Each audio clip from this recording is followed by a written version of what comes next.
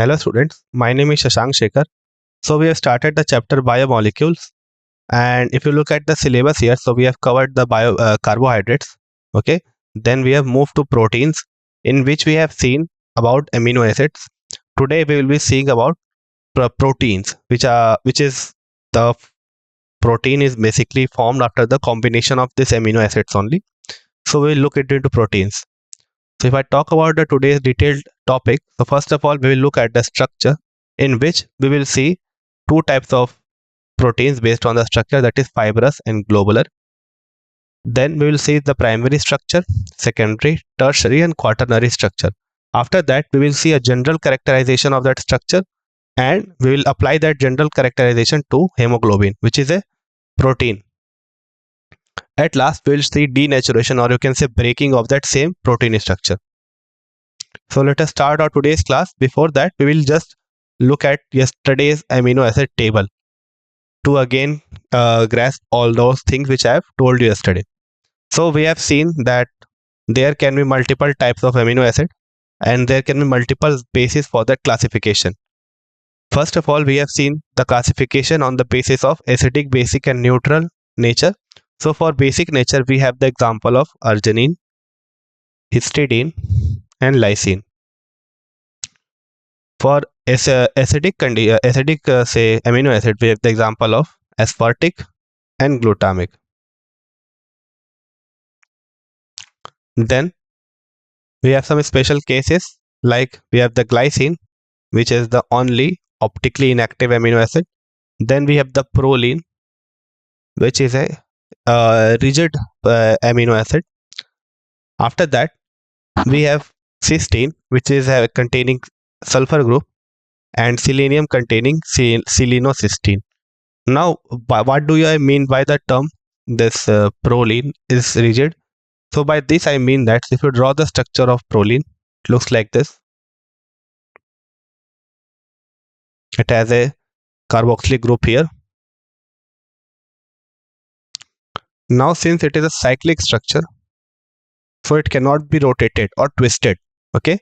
So this group cannot be rotated or twisted because cyclic structure are always rigid. There are some exceptions to this, that in some cases cyclic structure may not be rigid, but that is true for higher member of the cyclo groups, like the example we take as octene, which can be bent. But the lower order, that is the third member ring or the fourth member ring or the fifth or sixth, all this have a fixed or rigid structure. Now talking about say aromatic amino acid, we have the example of phenylalanine, triosine and tryptophan. You can see that in all these three we have a aromatic system. So here we have an aromatic system, also here we have an aromatic system, and tryptophan also we have a aromatic system. So these are a different class of amino acid. Then if you see, each of these have a single letter representation.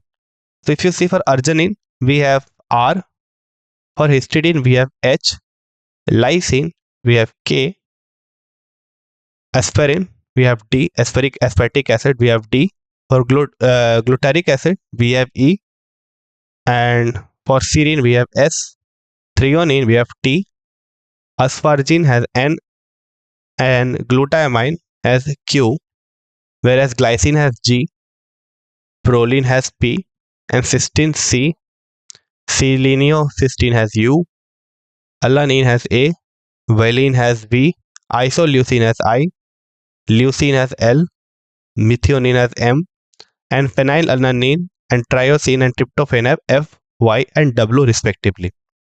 Now each of these code is unique. You can see that no code is repeated twice. And second representation that can be used is this three-letter word. So for arginine we have ARG, similarly for histidine we have HIS, for lysine we have LYS, for aspartic acid we have ASP, for glutamic acid we have GLU, for serine we have SER, for threonine we have THR, asparagine is ASP, glutamine GLN, glycine has GLY, proline has PRO, cysteine has CYS, selenocysteine has SEC, alanine has ALA, valine has VLA, isoleucine has ILE, leucine has LEU, methionine has MET, phenylalanine has PHE, tyrosine has TYR, and tryptophan has TRP. Now, why are these symbols important? Because see, when you have to represent an amino acid, that would be a series of this amino acid. Now, rather than writing the whole name, we can use this code or symbol that can vary, but we can use this two type of notations to denote our long chain of proteins with the help of this short codes. So, as I have told you that glycine is the only naturally occurring optically inactive compound alpha amino acid, and the most of the natural amino acid have L configuration. So you have studied this DL-L configuration. So if you draw the Fisher projection and your OH group is on the left side, then we call it as L configuration, and if it is on the D side, then it is called as a D configuration. So we have seen this thing while we are discussing about the carbohydrate. We have seen the structure of glucose, where we have seen that in the D glucose, the bottom carbon has OH on the right side. Okay, so this was about yesterday's class about amino acids. Now let us start today's class with structure of protein. How is this protein formed? So what is protein? So protein is basically formed by the series of amino acids that are linked by peptide linkage. So here we have an example for that. So you can see we have taken glycine. So this is glycine. So for this reason, you should try to remember the structure of each of the amino acid, because that would be helpful. And this is alanine. Now when we react both of this, a water molecule is being removed and an amide is being formed. Well, if I talk about the mechanism of this reaction, so in this reaction, a nucleophilic substitution has taken place, in which the reaction would have gone like this. Suppose we have a common carboxylic acid group. So I am writing it as RCOOH, RCOOH, and we have another RNH2. I am writing it as R-NH2. Now nitrogen has lone pair. This nitrogen lone pair can attack on this carbonyl center. Okay, that would result in the movement of the pi electron on the oxygen atom. So this would give us R O minus OH and NH2 plus, because now nitrogen has donated the lone pair, so it has one less electron. So now it will carry a positive charge on it. Okay. Now this will be attached to R dash. You can see here that this species is dipolar in nature, because it has both negative and the positive charge, and this kind of species are not stable. So for stabilization, an interproton transfer takes place. What does takes place? An interproton transfer. Interproton means the proton transfer takes place within the molecule, so that is the reason it is written interproton transfer. Now the proton transfer will take place from nitrogen to oxygen. So this H will be carried from nitrogen to oxygen, and that would result in OH and OH. So this both OH will be on the same carbon. Then we have NH and R dash. Now this species, that is alpha diol. Why alpha diol? Because both of the OH group are present on the same carbon. So the alpha diol that has been formed is found to be unstable. Why is it unstable?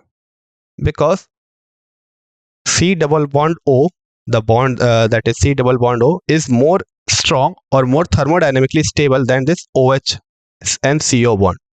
Okay. For that reason, what will happen? This H2O will be released in the form of H plus and OH minus, and it will result in the formation of a carbonyl center. So in this way, our peptide linkage will be formed.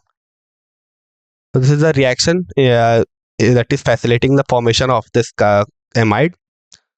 Now you can see here that we have formed the amino acid with the help of glycine alanine. So we have written it as glycine alanine. Now, as I have told you that we can denote it with the help of 3-letter code. So we have used this 3-letter code, that is GLI and Allah. One more thing, this order is very important. Okay. So NH2 group means the NH2 group which should be on the left side, and the COOH group should be on the right terminal side. And we will write the code also in that order. So first comes our glycine, so we have written GLY. Then comes our alanine, so I have written ALA. Clear? Now let us look at some points. So what is protein? Protein is nothing but a polymer of amino acid that is formed by the formation of peptide linkage between two amino acids. So since it is containing two amino acids, for that reason it is called as dipeptide. Okay. And if it is if it to have contained 3 amino acids, then we will name it as tripeptide similarly. Now if the number of amino acid that is building up your protein is less than 10, then we call it as peptide. Okay. And if it is more than 10, then we call it as polypeptide. And if the molecular mass is greater than 10,000 U, then we'll call it as protein. Now what is the meaning of this U? This is nothing but your atomic mass unit. Now this is the new sign convention that is being used in the recent times. Initially we have represented it as AMU, that is atomic mass unit. Now it has been replaced with U, that means unified mass. The way of calculation has not been changed, so only the things are made simpler. Rather than writing AMU, now it has been represented as U. So the polypeptide which has a mass of say 10,000 unit or mass higher than 10,000 unit are called as protein. So you cannot call this structure as protein because its mass is of course less than 10,000. Clear? Now let us divide our protein on a different basis. That would give us two definitions. First is fibrous protein and second is globular protein. So what are fibrous protein? So fibrous protein are thread-like molecules that lie side by side to form fibers. They are held together by hydrogen bonds. So hydrogen bonds are formed between hydrogen and an electronegative element, and the hydrogen also must be connected to an electronegative element like nitrogen, oxygen and fluorine. Now they are insoluble in water but soluble in concentrated acids and alkalis. So examples are like in our hair we have this keratin, so that is a fibrous protein. In nails, wood, feather and all. The muscles have myosin, the silk is composed of fibronin, and bones and cartilage are consisted of collagen. So all these are fibrous protein. Now if I talk about globular protein, then globular protein are molecules that are folded into compact unit and they acquire spheroidal space. So what is this spheroidal shape? Spheroidal means in the form of sphere but elongated sphere, I would say. So you can think it of as an ellipse. Okay. Next, such proteins are soluble in water, diluted acids and alkali as well. So example are insulin, hemoglobin and albumin. Now we are done with this classification. Now we will look at the structure. How does this amino acid follows a canonical order and at last they result in the formation of a protein. So let us start with the primary structure. So this is the most native structure that is forming our amino acid. So you can see here that we have multiple number of polypeptide linkage. So this is one polypeptide linkage. This is another polypeptide linkage. Okay, this is the third one. So in this way, this polypeptide linkage are formed. Sorry, this one is not a polypeptide linkage. Okay. Now you can see here that this primary structure is just a linear structure. This is the first fundamental basis that will form the upcoming structure, and there is a covalent bond formation between your carbonyl and your nitrogen that would result in CONH, that is a amide. So this, if I have told you earlier that if two amino acids are involved, then we will call it as dipeptide, and if it is containing multiple number of amino acids, then we will call it as polypeptide. that multiple number should be greater than 10. Now, the polypeptide chain has two terminals. Say we have N terminal and COH terminal. The N terminal is on the right side, means it should always be on the right side, and your C terminal should be on the left side. So here will be an OH. Sorry for the mistake. So here will be your C terminal, and this will be your N terminal. Now, if I ask you to name it, then you will start naming it from left to right. Okay, so we'll write the name from left to right. So suppose these three amino acids are glycine, alanine, and valine. So I'm assuming this. So if I ask you to write the code, then you will write the 3-letter code. So for glycine we have GLY, for alanine we have ALA, and valine we have VAL. So for the 3-letter code for the given amino acid is this. So if this acid amino acids were glycine, alanine, and valine, for that case, here it is not defined. It is written as R dash and R double dash. Okay, clear? So the thing we have to remember here is that, so if you write the primary structure, then you have to start writing the name from the C terminal and move towards N terminal. Okay, clear? And you will write the name in the same order, and you will write the structure also in the same order. Next, we'll move to secondary structure. So what is the secondary structure? The secondary structure is nothing but the folded form of the primary structure. So you can see here a 3D arrangement that has been formed. Okay, so there are two types of 3D structure. This is a helix, you can see here. It is forming a helix. And this is plated structure, beta plated. It is forming a plate, means they are on one ground. Now, these are the two configurations that our linear chain can adapt. There are multiple more configuration that it can adapt, but we will talk about these two only. The first is alpha helix, second is beta plated. Why alpha and why not beta helix? See, alpha helix means the rotation will take place in the anti-clockwise. So if you move here, you are moving in this fashion. Okay, in the anti-clockwise, you are moving upward. So this will also form the basis of the formation of your DNA and RNA. So they will also move in the same way. So that is a different thing we will talk about in the next lecture. So we are here in the alpha helix, and this is called beta sheeted, beta plated sheet. So there can be an example of beta helix also, and there is an example of that. We will not look into it right now. We will stick to the definition of alpha helix and beta plated sheet. Clear? So what are the things that you should remember about alpha helix? First of all, it occurs with large R groups in the amino acid, and they're coiled. Coil means if you have seen your fan, if you have opened the fan, then you have seen the motor inside it. And inside the motor, there is a coiling, means there is a rounding of the copper wire, or say we can have iron wire also, but copper is the best conductor, so it is used. Yeah, so that is the kind of coiling we see in the motors. So similar to that coiling, if you just take one end of the coil and just pull it apart, then you will that it would result in this kind of structure. You can compare it with a spring. Okay, so this is a kind of spring. Clear? So this alpha helix is a coiled polypeptide chain stabilized by intramolecular hydrogen bonding. Now, what is the meaning of intramolecular hydrogen bonding? So two types of hydrogen bonding are possible. First is intermolecular and second is intramolecular. Intermolecular happens between two different molecules. We can have the example of HF. So suppose we have the solution of HF. So one HF will be attached to another HF. Similarly, this adjacent HF will be attached to another adjacent HF.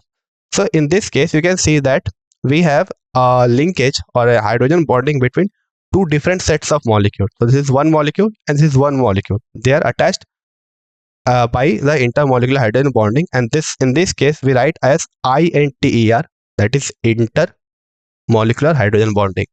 But in case of intra, the hydrogen bonding is formed within the molecule. So this is a single strain that we have.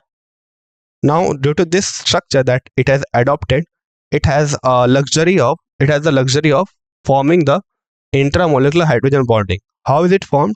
So we have amide here. Okay, that amide has nitrogen and H. Now the H that is attached to an electronegative element, nitrogen, will form hydrogen bonding with another hydrogen with other nitrogen. Okay, so here you can see this nitrogen is hydrogen bonded to this hydrogen. Okay, Similarly, this can form hydrogen bonding with a carbonyl center also. Okay, here also there is a hydrogen bonding between the H of the nitrogen and the carbonyl center. Here also we have the same case. So in this way, there is intermolecular hydrogen bonding. And this is again, as I have told you, this is right-handed helical form. Why it is right-handed? So if you take your hand and take it like this, okay, so this is going in this fashion, okay. So that would be the direction, means the sense of rotation. Okay, clear? Now next is the beta plated sheet. Now beta plated sheet have a small R groups in the amino acid. So unlike the large R groups that were present in this alpha helix, this beta plated sheet have large R groups. And there is a side by side arrangement. You can see here we have this chain that is being placed such that there is side by side intermolecular hydrogen bond formation. Got it? So here you can see that we have formed hydrogen bonding between the hydrogen of nitrogen and your carbonyl, again the carbonyl O and nitrogen H.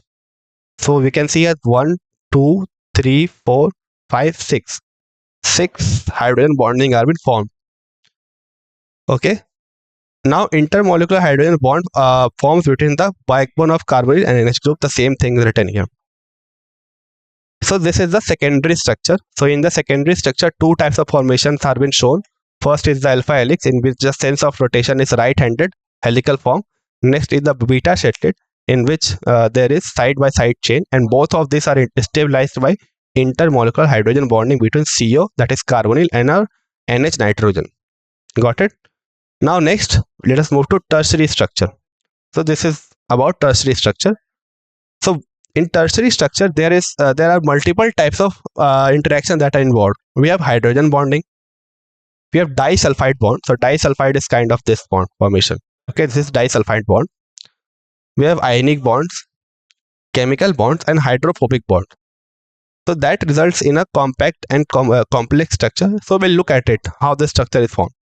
So two main types of structure, tertiary structures are formed. So on this basis only, so this tertiary structure are only divided on two bases, that are fibrous and global, that we have seen today. So fibrous are largely helical structure.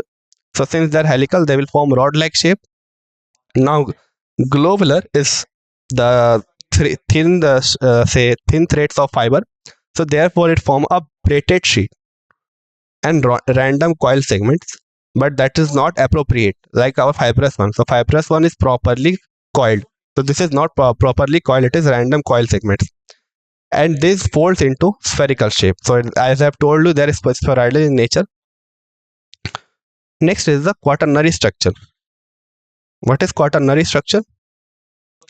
So in quaternary structure, the assembly of multiple polypeptide chain takes place. So they may be identical or different, and they are held together by hydrogen bonds. And in this case, there is an increase of molecular mass by 50,000 AMU. The example are hemoglobin, which have 2 alpha chains and 2 beta chains to form 4 subunits. So there are total 4 subunits to form 1 hemoglobin. Okay. Then alpha chain is formed up of 141 amino acids, and beta chain is formed up of 161 amino acids. Now let us look at a general structure of this amino acid. So suppose this was our first primary structure. So this is linear structure. Now this will be coiled in this fashion. First of all, we have taken the alpha helix. It is coiled. Now in the next one, the coil has been turned twice. It is turned in this way, and there is a bonding between these two. So there can be sulfide bond formation between these two. Okay. There can be hydrogen bonding. So that would depend upon the nature of amino acid that are present here. Now again, such two units can come together. So one unit and other unit like this can come together, and they will be bonded by hydrogen bonding. In this way, the primary structure attributes to form the secondary structure. The secondary structure attributes to form the tertiary, and likewise we get the quaternary. So the basis was, of course, your amino acid, which forms the polypeptide chain to form primary structure. Then they get coils, or they get beta plated to form the secondary. This further coiling coils up more to form the tertiary structure, and this two times coiled structure come together to form the quaternary structure. Got it? Now next, let us look at an example, how we can apply this generalization to an example. So here is the example. So we have this primary structure. So this example is mainly of hemoglobin. So hemoglobin is a protein, and it is formed in this way, that we can see here that we have a unit of, say, primary structure. Now they start coiling to form this structure. Now this coiling bends again, this formation, this bends again to form this kind of structure.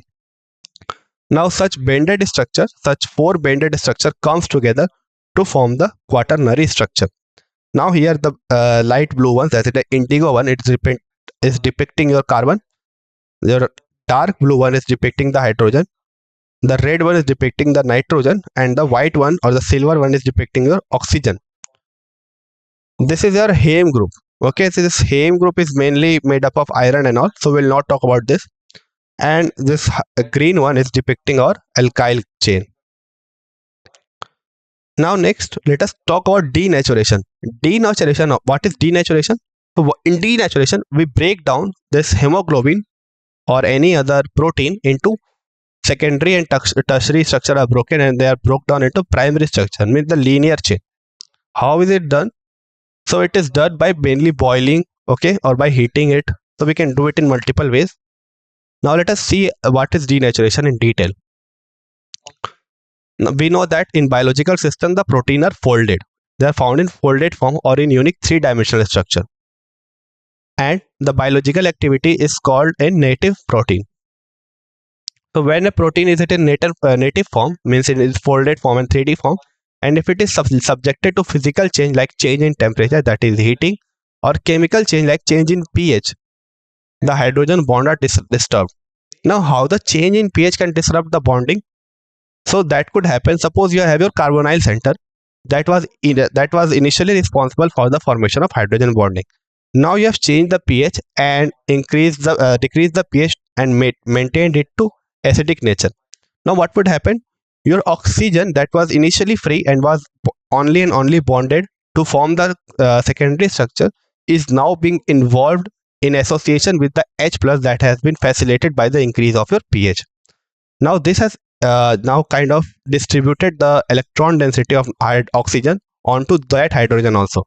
Now although the hydrogen bonding will take place, but that hydrogen bonding will not be efficient enough to hold your structure in that fashion that it was initially.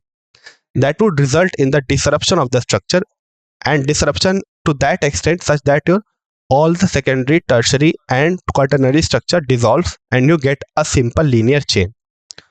Now if I take the example, we have the example that our globules, that is a globular protein, if you heat it, they unfold, and helix also get decoiled. So they unfold means you have seen that globules are present in the form of sheets like this. So we have one unit here and one unit here. So it was like this. Then there was hydrogen bonding that was detaining the structure. Now this hydrogen bonding is broken and this gets linear. Got it? Similarly, the coiling goes off and we got the protein back, the primary structure of protein back. Now what is the say outcome of this? See, your protein structure is very important or very specific for a specific biological activity. So once we have, say, destroyed this structure, the sites that were appropriately designed for carrying out a biological activity is being destroyed. Clear? Now since that has been destroyed, that biological activity will not take place appropriately, and this destruction of the biological activity or change of secondary, tertiary or quaternary structure to primary structure by the aid of, say, physical change like increase in temperature, that is heating, or change in pH, that is addition of your acid or your addition of base, is called denaturation of protein. This is called as denaturation of protein. Now what are the examples of it? So I mentioned examples here. So our, say, proteins on action of heat, mineral acids are actually globular protein changes to fiber, resulting in precipitation or coagulation of protein. Coagulation means, see, initially they were present like this. Suppose, say, we have this structure here, we have this structure in this way, okay, it is coiled in this way. Now since there is no interaction, now this chains will be just come together in a random way. Okay, I would not say that they will be now like this. They will be never in the straight fashion. They will fall apart and form a coagulation, means they will come together and form a coagulated structure that would not be beneficial for any biological activity, means it is now no more useful. So for that reason only, our body requires a certain pH for our enzymes to work. So we will see that these enzymes are also formed from this amino acid only, and not only our enzymes, but all of the proteins are also formed from this amino acid. Now once you change the pH of this, say, your amino acid, then that would result in the disfiguration of the quaternary structure, tertiary structure, and secondary structure. And for that reason, it is very important to maintain the pH of our body. Clear? So in this class, we have studied all about proteins. We have seen the primary, secondary, tertiary, and quaternary structure, and how this structure folds further and further to form the quaternary structure, and how beautifully this specificity of this say our protein is important for our body, and how beautifully it has been designed. Clear? Now in the next class, if I talk about the next class, so in the next class we will discuss about enzymes, hormones, vitamins, and nucleic acids. Now the most important thing that is being left out is DNA RNA, which is nothing but this alpha helical only. We will see that it has a similar structure that is in quite a good resemblance with this proteins. So we'll see about it. We'll also talk about vitamins, and we'll talk about hormones and enzymes. So I would suggest you to get a quick grasp. I would suggest you to get a hold of all this polypeptide bond and what is primary, secondary, tertiary, and quaternary structure. With this, I end my lecture. Thank you.